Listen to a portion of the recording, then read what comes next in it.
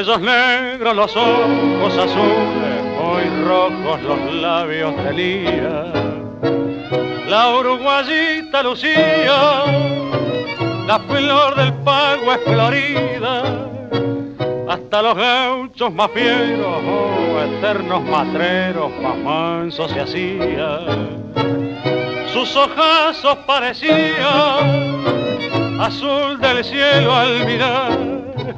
Ningún gaucho jamás pudo alcanzar el corazón de Lucía, hasta que al pago llegó un día un gaucho que nadie conocía.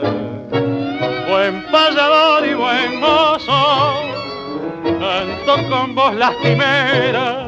El gaucho le pidió el corazón, ella le dio su alma entera.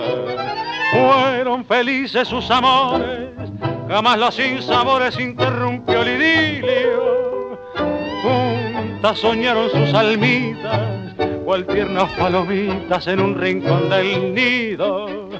Cuando se quema el horizonte, se escucha tras el monte como un dulce murmullo.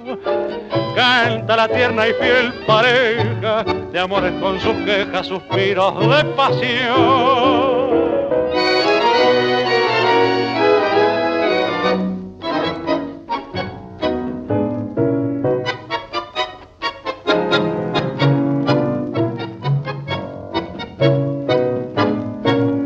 Que tronchó la ballena, la dulce pareja, el idilio de un día.